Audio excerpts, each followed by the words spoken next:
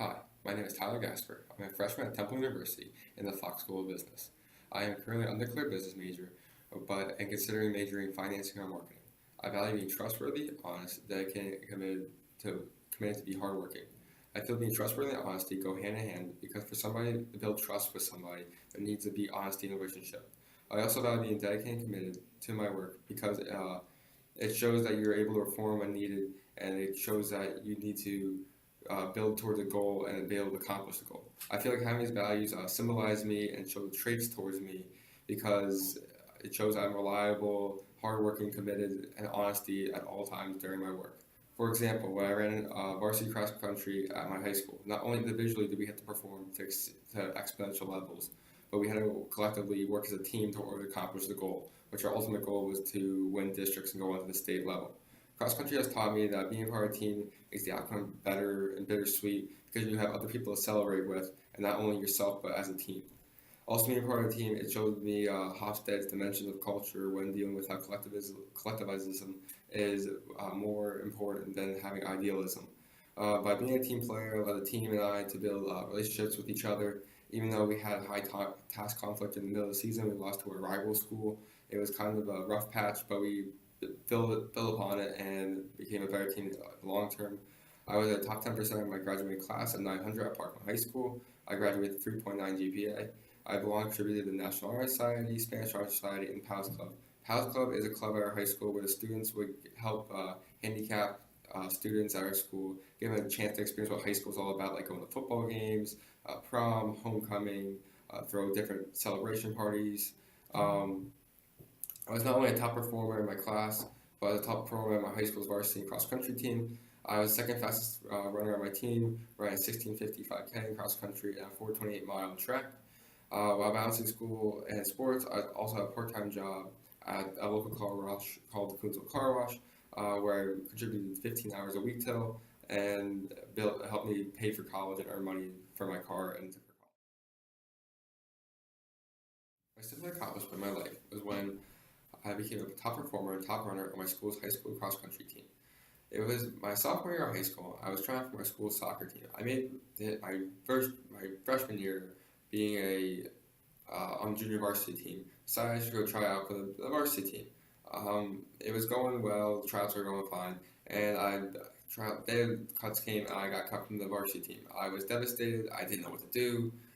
So I decided to go. So my friend Dan told me to go out for the school's cross country team because I was in decent shape and like he didn't want my fitness to go to waste at all. I was indecisive about joining the team because I thought I didn't really like running, and I thought I liked the competitive edge, but I wasn't thinking cross country was my sport. But then the first day of practice came, and I was like, I should join the team. So I decided to join the team. The first day of practice came, we had a time trial, which is like a practice race, like a 5K race, which is 3 miles. During the time trial, I was I went out like a maniac. I was running fast as I can, trying to show everyone I was the best. Like I was in good shape and everything. First mile came, I was leading the pack. I was in first place. But then I should have realized the race was 3 miles instead of only a mile.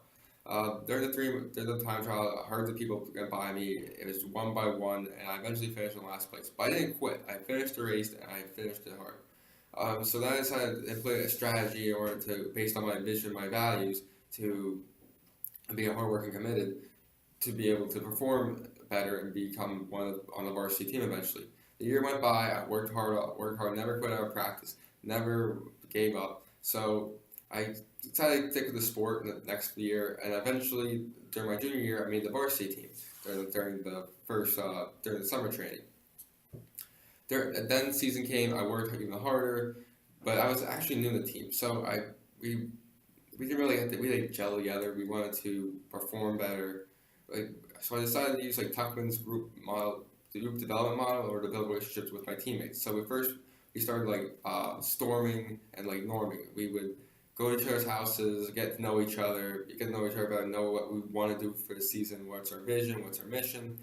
The whole summer, we all spent everything together. Then we went into our and the performing was our season event eventually.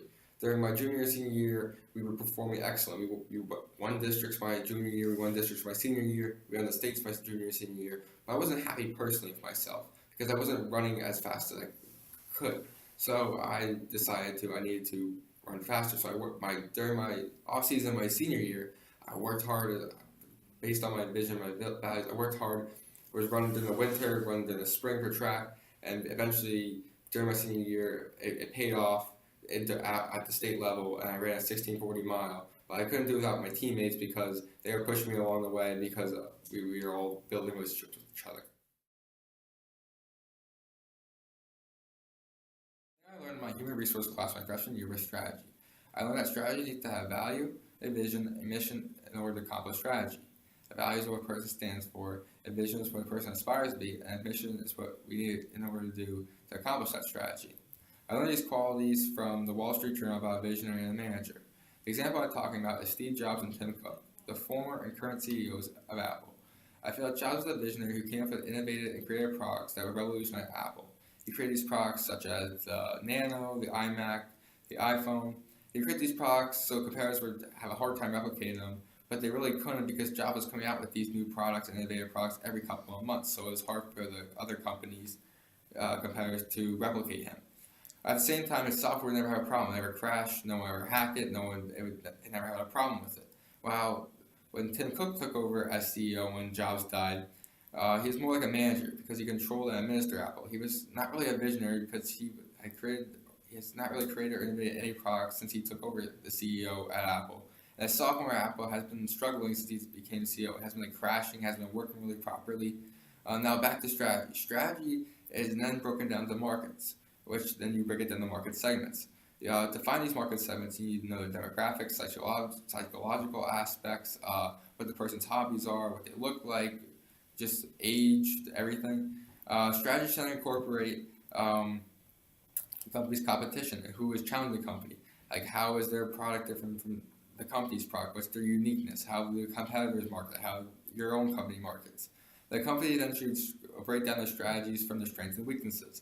What are they good at? What are they bad at? And they should with their opportunities and threats. Opportunities are external factors that will help the company, while threats are negative aspects external factors that will not help the company. Strategy should then be broken into 4 areas of focus, and then these 4 areas of focus should be your tactics in order to perform your strategy. Strategy then needs to include a business plan, which needs to be renovated every 3 months or so, and should be talk about sales and profits. That's what I learned in the human resource class about strategy.